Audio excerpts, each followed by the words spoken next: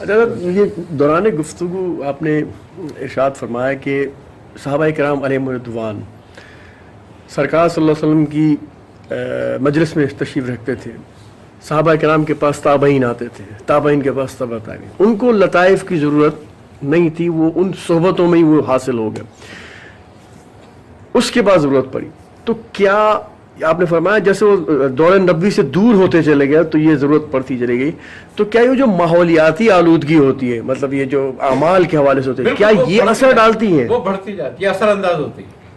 تو آپ جن حضرات سرکار صلی اللہ علیہ وسلم صحابہ کرام، تو اس وقت کیا ان شخصیات کا فیض ایسا تھا کہ وہ مطلب قلوب پر وارد نہیں ہوئی تمام چیزیں؟ ایک واقعہ میں نے امام بخاری کا پڑھا. تو حضرت امام محمد اسماعیل بخاری رحمۃ اللہ تعالیٰ علیہ فرماتے ہیں کہ بالکل آخری عمر میں آپ کے آخری عمر آپ نے ایک لڑکی پہ آپ کی نظر پڑی، وہ آپ کو بہت خوبصورت لگی، آپ کو پھر احساس ہوا کہ میری نظر اٹھ گئی ہے، آپ بہت روئے، اور آپ اتنا روئے کہ آپ بے حال ہو گئے روتے روتے، اور آپ یہ فرما رہے تھے کہ میری جوانی میں میری نظر نہیں اٹھی، بڑھاپے میں کیوں اٹھی؟ اتنا شرمندہ ہوا، اتنا شرمندہ تھا. وہ صرف نظر اٹھی تھی آپ کی. اب آپ پہ روتے روتے رکت تاری ہوئی، اور رکت میں مدہوشی تاری ہوئی. مدہوشی میں کیا دیکھتے ہیں آپ کے سرور عالم صلی اللہ علیہ وسلم تشریف فرمائے. سبحان اللہ. آپ فرماتے ہیں کہ اسماعیل کیا ہوا، ایسا کیا ہو گیا آج؟ پھر آپ نے سارا واقعہ آپ کے آگے بیان فرمایا کہ حضور ایسے ہوا، اور مجھے تو رونا اس بات پر ہے کہ میری جوانی میں نہیں ہوا، میرے بڑھاپے میں کیوں ہوا. تو آپ فرماتے ہیں کہ اے اسماعیل، تمہاری جوانی ہمارے دور سے نزدیک تھی، تمہارا بڑھاپا ہمارے دور سے دور ہو گیا. تو یہ اس بات کا ثبوت ہے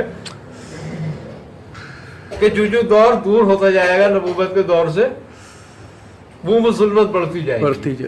اچھا. چونکہ ظلمت پہ لوگوں کے اعمال کا بڑا اثر ہوتا ہے،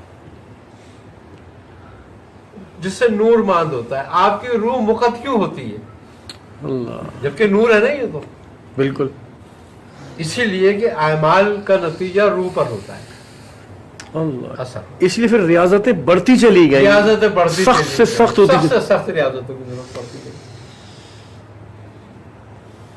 اور آج کا دور دیکھ لو، آج سے 100 سال پہلے کا جو دور تھا اولیاء اللہ کا، وہ الگ دور تھا.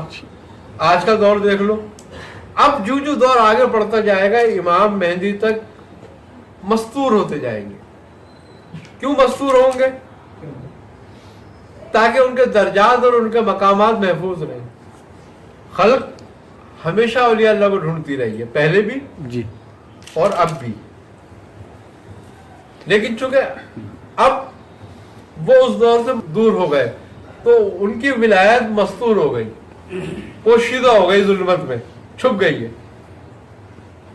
احادیث کے اندر ہمیں یہ اشارہ ملتا ہے اعمال کے حوالے سے کہ قرب قیامت میں کم عمل پہ بھی اللہ تبارک و تعالیٰ بہت عطا فرمائے گا. یہ اس طرح کے اشارے ہیں، مطلب کہ کم عمل پہ بھی اللہ تعالیٰ بہت عطا فرمائے گا.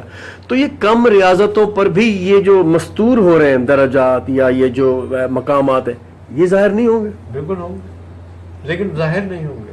ان کے درجات بڑھیں گے. اچھا. ان کے درجات بڑھیں گے، وہ پوشیدہ رہیں گے،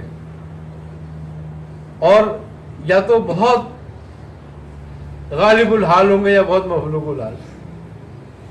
لیکن اللہ کی بارگاہ میں مقام ان کا ہوگا، درجہ ہوگا. اب یہ پوشیدہ کیوں ہوتے جا رہے ہیں؟ کیونکہ دور ہے ریاکاری کا، تکبر کا، جہالت کا، اور پھر ہم دجال سے قریب ہوتے چلے جا رہے ہیں. تو ان کے معاملات ریاکاری میں نہ پڑ جائیں، جہل میں نہ پڑ جائیں، متکبر نہ ہو جائے. تو ان سب سے بچانے کے لیے ان کو مستور رکھا جا رہا ہے. ٹھیک ہے، ٹھیک ہے. سبحان اللہ. ان کے اعمال کی حفاظت ان کا رب کر رہا ہے. واہ واہ واہ، سبحان اللہ، سبحان اللہ، کیا بات. واہ. تاکہ وہ ان پر ان کی حقیقت کھلے ہی نہیں, نہ وہ تکبر میں پڑے, نہ وہ بڑائی میں پڑے, نہ غرور میں آئے. سبحان اللہ, تو جو وہ کر رہے ہیں اسی میں لگے رہے. واہ واہ واہ, سبحان اللہ سبحان اللہ سبحان اللہ. یہ بھی اللہ کا فضل و کرم ہے.